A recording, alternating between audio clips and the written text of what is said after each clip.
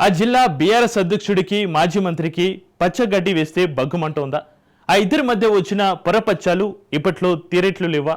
మాజీ మంత్రి పాల్గొనే ఏ మీటింగ్కైనా నేను రాను బిడ్డ అంటూ ప్రెసిడెంట్ భీష్మించు కూర్చున్నారా? ఎంతో కాలం నుంచి నడుస్తున్న ఇద్దరి వివాదం ఇప్పట్లో సమస్య పోదా? పార్టీ ప్రతిష్టతకు కృషి చేయాల్సిన నేతలు వివాదాల సుడిగుండలో చిక్కుకుంటున్నారా? ఆ పార్టీలో ఎలాంటి చర్చ సాగుతుంది? వర్గాలుగా విడిపోయిన గులాబీ లీడర్లు ఎవరు?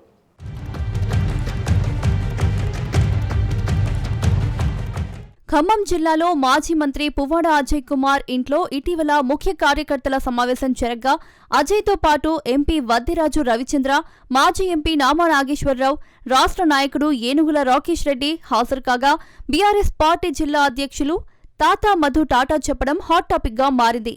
గత ఎన్నికల్లో ఉమ్మడి ఖమ్మం జిల్లాలోని 9 నియోజకవర్గాలు కాంగ్రెస్ హస్తగతం కావడం, కేవలం ఒక్క సెగ్మెంట్లో మాత్రమే బీఆర్ఎస్ దక్కించుకోవడం, ఆ తర్వాత పరిణామాల్లో ఆ ఒక్కటి కూడా కాంగ్రెస్ వశం కావడంతో పట్టు కోసం అర్రలు చాస్తున్న బీఆర్ఎస్ పార్టీకి జవసత్వాలు నింపేందుకు ఆ పార్టీ నాయకులు ఇంకా ఏకతాటిపైకి వచ్చిన దాఖలాలు లేవట.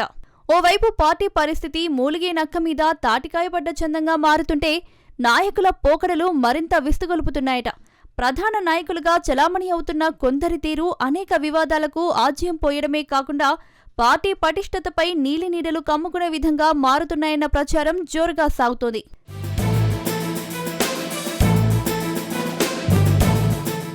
గతంలో బీఆర్ఎస్ నాయకులు కలిసికట్టుగా ఉన్నామని, తమంతా పార్టీ పటిష్టత కోసం ఉమ్మడిగా పనిచేస్తున్నామని వివిధ వేదికల మీద బాహాటంగా చెప్పినా లోలోపల మాత్రం కత్తులు పెట్టుకుని తిరిగారన్న ప్రచారం లేకపోలేదు.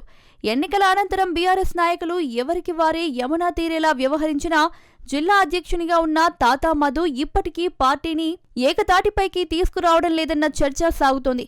వివాదాలు, మనస్పర్ధలు ఏవైనా ఉన్నా వాటిని తెగేదాకా లాగడం మంచిది కాదన్న విషయం తెలిసినా ఇతర నాయకులతో కలిసి ముందుకు సాగేందుకు ససేమిరా అంటున్నట్లు, అందులో భాగంగానే కొందరు నాయకులను కావాలనే జిల్లా అధ్యక్షుడు దూరం పెడుతున్నట్లు ఆ పార్టీ కార్యకర్తలే బాహటంగా అంటున్నారట.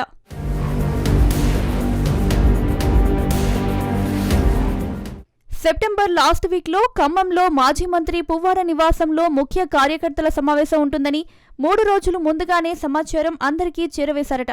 ఈ మేరకు ఆయన ఇంట్లో ఏర్పాట్లు కూడా చేశారు. స్వయంగా మాజీ మంత్రి జిల్లా అధ్యక్షుడైన తాతా మధుకు ఫోన్ చేసి సమాచారం అందిస్తే హాజరవుతానని కూడా చెప్పినట్లు సమాచారం. అయితే ఈ కార్యక్రమానికి ఎంపీ వద్దిరాజు రవిచంద్ర, మాజీ ఎంపీ నామా నాగేశ్వరరావు, రాష్ట్ర నాయకుడు ఏనుగుల రాకేష్ రెడ్డి, ఆర్జేసీ కృష్ణ తదితరులతో పాటు కార్యకర్తలు కూడా హాజరయ్యారు.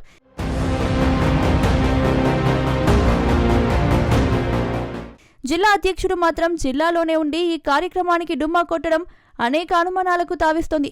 ముఖ్య కార్యకర్తల సమావేశాన్ని ముందుండి నడపాల్సిన, పార్టీ పటిష్టతకు చర్యలు తీసుకోవాల్సిన అధ్యక్షుడు జిల్లాలోనే ఉండి ఈ కార్యక్రమానికి హాజరు కాకపోవడం అనేక విమర్శలకు, అనుమానాలకు తావిచ్చింది. తాతా మధు వేరే వారి డైరెక్షన్లో ఉన్నాడని, అందుకే పువ్వాడ హాజరైన ఈ కార్యక్రమానికి హాజరు కాలేదని చర్చ సాగుతోంది. మాజీ మంత్రి పువ్వాడ అజయ్ కుమార్ కొద్ది కాలంగా అనారోగ్యంతో బాధపడుతున్నట్లు ప్రచారం సాగుతున్న విషయం తెలిసిందేనని, అలాంటప్పుడు కర్టెసీ కోసమన్న మాజీ మంత్రిని వచ్చి కలిసిపోవచ్చుగా అని పార్టీ నాయకులు అంటున్నారట.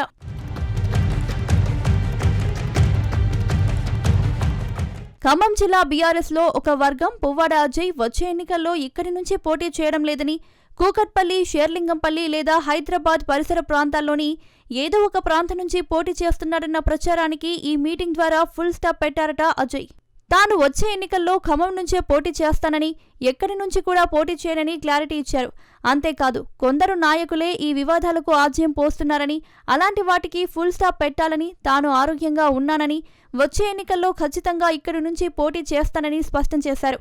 ముఖ్య కార్యకర్తల సమావేశం నాయకులతో పాటు కార్యకర్తల్లో జోష్ నింపినా ఇది కంటిన్యూ అవుతుందా అన్న ప్రశ్న తలెత్తుతుంది.